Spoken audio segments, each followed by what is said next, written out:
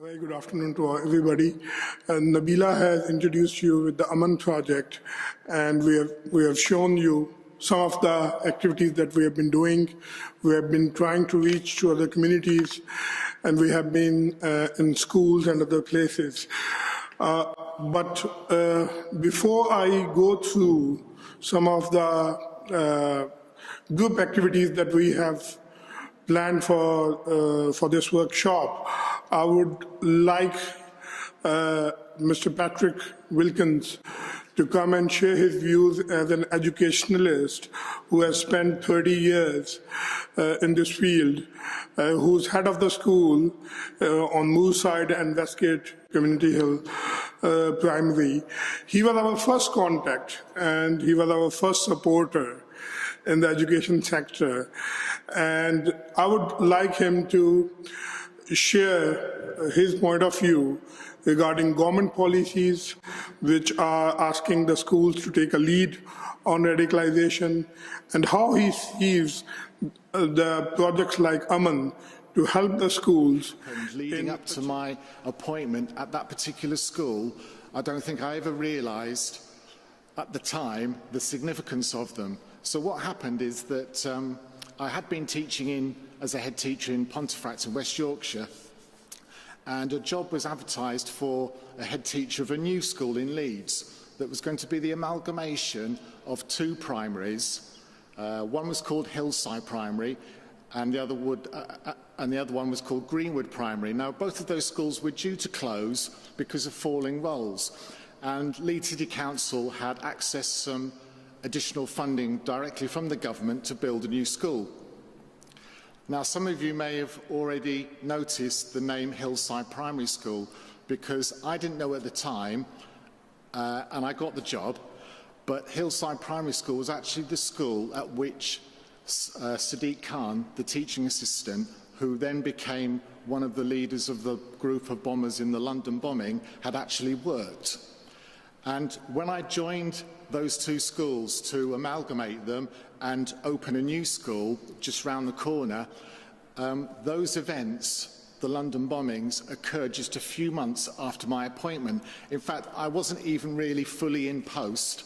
I was known as the head teacher designate, and I was working with two other head teachers who were really winding down the two schools before the amalgamation. But my point really I'm coming to is that I joined a team of staff and a community and a group of parents and children who had been through a very, very traumatic time. Their school, Hillside Primary School, had become the focus in that July of an incredible amount of media attention.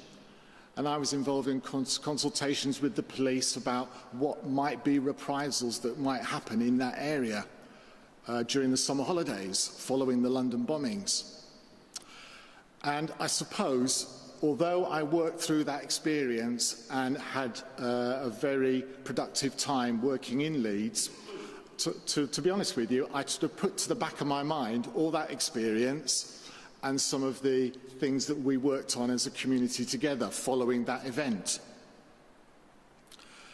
And they really were right in the back of my mind. And, you know, 8 years later, I applied for a job in Newcastle, and it was with the Federation. And I must admit, I hadn't really been thinking about this topic, which in the world of education is now known as the PREVENT agenda. And I'll come onto that in a few moments. But when Nabila came to speak to me as a parent about her concerns of the influences on her own children growing up in society, and thinking of the very international nature of the future of young people in our country, I was really taken back to those events, and I realised that this was somebody that could perhaps make a difference in a much more effective way than me as a white British head teacher. And I really respected her courage in coming forward and making an appointment at the school to talk about her worries. And now things have moved on since then. I'm delighted that AMAN as an organisation has gathered some momentum and support behind it, because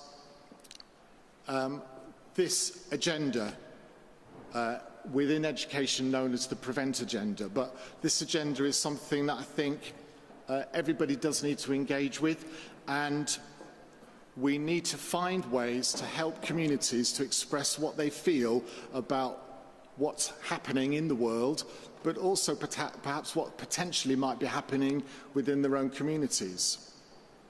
So my duty at the moment in terms of Ofsted and the DFE is very clear, and I thought it would be helpful if I explain the duty on head teachers at the moment to give that a bit of context.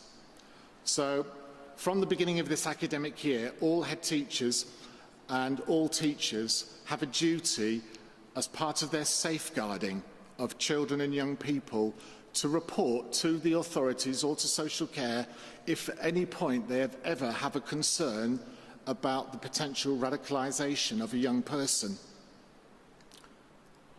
And the things that might be possible indicators that would cause a concern for a teacher of a primary school-aged child are things that really would transfer to any sort of safeguarding issue. So maybe the attendance of that child becomes a cause for concern, maybe their change in behaviour, maybe requests from the family for leave of absence from the school for an extended period. They're very, very small things, but we have to monitor those changes and potential indicators of concern. We have to monitor those all the time for safeguarding right across the board, whether that's to do with children's health and well-being, or whether it's to do with the influences they might be under from inappropriate adults or other young people, or bullying. So safeguarding is a very broad subject. And our duty from the beginning of this academic year is to ensure that this issue of radicalisation is part of the sort of breadth of things that we have to be alert to as teachers. Now, to be honest with you, although I've tried to describe the sort of indicators we might be looking for, it's not very straightforward, is it? And for a primary-aged child to be radicalised seems totally, perhaps, impossible to you. And I can share that as well. I think it's almost doesn't seem possible. But we do know from what's been occurring, real events within our own society, that children have been involved, and children at high school have been involved in leaving the country with their parents. And you know, most of us here would find that difficult to understand why that's happening. So children are influenced by what's happening around them. Now, when I first met Nabila and Dr. Ali, we spoke about what could they do to help schools as an organisation. One thing we talked about for a few minutes was whether or not it was appropriate for somebody like Dr. Ali to come to visit a school and speak to the children about some of the concerns you have. I think we agreed straight away that that probably was too simplistic and not really appropriate, and wouldn't really have the sort of impact that I think everybody's seeking within this project. Because children do get lots of visitors coming into school on all sorts of subjects, but to really make a difference, I think it's much more appropriate for young children to have the messages that Nabila spoke about in her presentation, the objectives of AMAN, which are to link together British values with the Muslim values and the values of the Muslim faith, and to draw comparisons there. And to link together the themes of tolerance, respect for other people, respect for the rule of law, or why we have rules to help us get along together safely. And really, I think it's your approach and trying to bring together community leaders, faith leaders, to help schools and communities develop those strong themes that will in the end help to protect children from negative influences wherever they're coming from. And as a primary head teacher, I'm always interested in opportunities where children, even young children, in reception class, can learn how to respect each other, play with each other fairly, understand different points of view, and develop empathy and develop all of those interpersonal skills.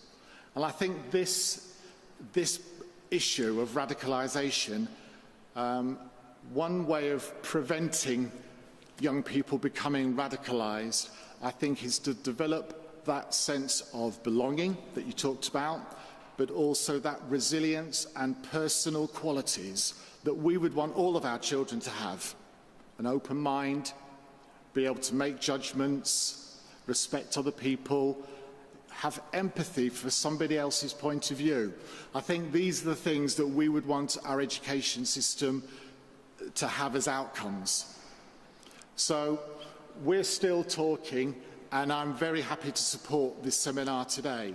And possibly, in the end, there will be some materials produced, which I'm happy to continue to advise on, which could be used within a school setting to help develop the themes I've talked about, those themes of tolerance and respect. But I think so far, the sort of conversation we've had has been that to walk into a school cold and try to give a message is perhaps going to be counterproductive and maybe even unsettling for children for obvious reasons and their families. But I can't emphasise enough how important a moment it was for me to hear from a parent expressing a worry about her own children in the future when they grew up. And I realised that there were people in the community, like Nabila, who wanted to speak as a Muslim about their worries. And I think that's so powerful and much more influential than anything, as I said earlier on, that a white British male head teacher could possibly achieve. So thank you for the opportunity to share those thoughts.